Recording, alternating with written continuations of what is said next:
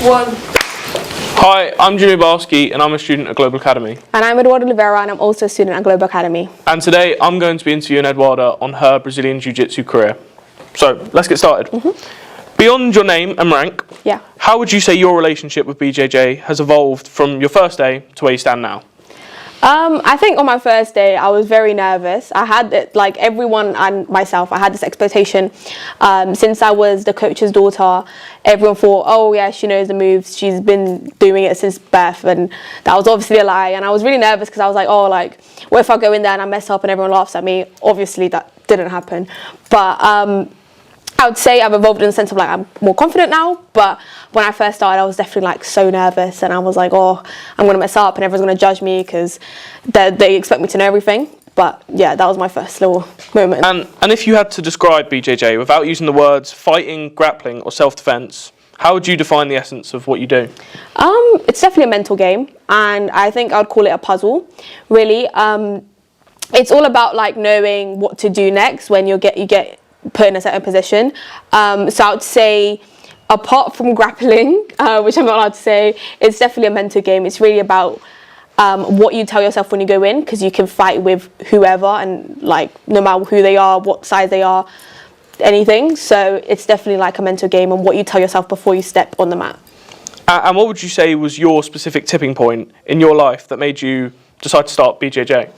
I would say I've been going to competitions and tournaments my whole life. Because of my dad, and I remember once I was like 5 years old, I can't really remember exactly, and I went to this really big competition. This is when I was still living in Brazil, and my dad was actually on the mats this time. He's usually a judge or a ref, but he was actually on the mats this time fighting, and he actually won a gold medal. And he brought me up on the podium with him, and then like we took a photo biting the medal. And that moment I was like, wait, this is actually kind of fun, like I kind of want to do this now. And obviously seeing him, I always supported him so much and I thought he was just the coolest person on earth. So I think that moment when I saw him win, because obviously he'd won medals before, but I've never seen it because I was freshly born. So I think for me, when I saw that, I was like, wait, I want to do this. I want to be that person fighting on the mats as well. So yeah.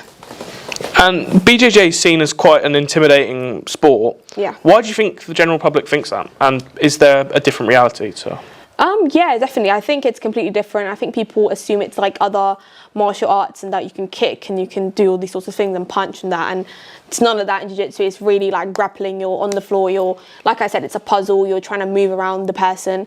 So I don't think it's intimidating at all. Obviously, seeing someone fight is no fun. Like you think they're gonna die next minute. But obviously, jiu-jitsu has so many things in place, and it's really about respect. So, like before a lesson even starts, you have to bow before you get on the mat. You have to like greet your sensei. So I wouldn't say it's intimidating. I think everyone on the mats has so much respect. They're never gonna hurt you on purpose. So definitely not intimidating. I think it's more of like a game. And looking back on things, what would you say is the most absurd BJJ moment you've had? Well, I remember once I was teaching.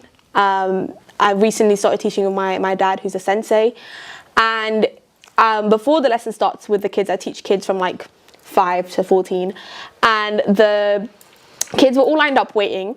And we had like 15 minutes before the lesson started. And my dad was like, okay, let's warm you up. Because I don't do the warm-ups with them. So he goes, okay, let's warm up. So we did like a little grappling session. And before, like 5 minutes before the lesson started, he decided that it was a good time to put me in air jail. So I was there, and all these kids are meant to look up to me and they're meant to take me seriously and respect me. And now they see that coach dangling in the air, and I couldn't do anything, like, because my dad's so much taller than me. I was trying to hit him, like do anything, but I promise you, I was dangling, like had no control of my body.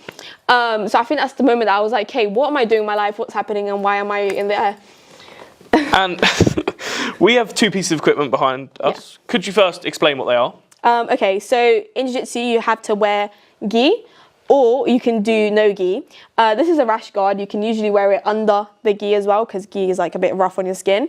But yeah, you can do no gi or gi. It's different competitions, different level of tournaments. It's a bit more difficult when it's no gi, in my opinion. And if you had to pick for the rest of your life, what would you choose?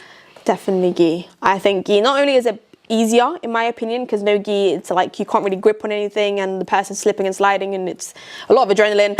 I think no gi is more technical and you have to know where to grip and where to move, so definitely gi. And which submission, if you had to pick one, or position, would you pick to be your favourite? Ooh, I think my favourite submission is an armbar. I think chokes are fun to do, but I also kind of feel bad when I'm doing them. So I think armbar, because it's like really technical, and like the way you actually get there and I have to like pull the person's arm and apply pressure, definitely my favourite. And how would you say your A game in BJJ has shifted over the years, and what does that say about how you've changed as a person? I think I take jiu-jitsu more like a task and like a mental sort of challenge, instead of seeing it like, oh, okay, I'm going to go do this sport and I'm going to have this rush of adrenaline and start fighting people. So I think I've grown in the sense of like, I have a lot more patience now. Instead of like, you know, people say think before you speak, I think before I do. So now I think I've grown in the sense where I'm like, okay, I'm not going to rush this technique. I'm going to do it properly so I can actually have the advantage after. And one final question for you. Yeah. What is one piece of advice you would give to yourself on the day that you earned your first stripe? Ooh, definitely take it humbly, but have a lot of confidence behind what you've done. Especially for me, my dad's very harsh. Since he's my coach, he always tells me he doesn't want nepotism in the sport. So he's like, if anyone sees you with a black belt, I want them to know that you earned that black belt. My dad's even already bought my black belt for me and I'm nowhere near it. So he knows I'm going to get there, but he's quite harsh with me. So I would say when I first like got a stripe, I'm like, okay, whatever I did, I earned it like with all my hard work. So I would say definitely take it humbly, because there's people above you always. But always have like that moment of like, okay, I clearly did something and I worked hard enough to get this strap, so it's worth it.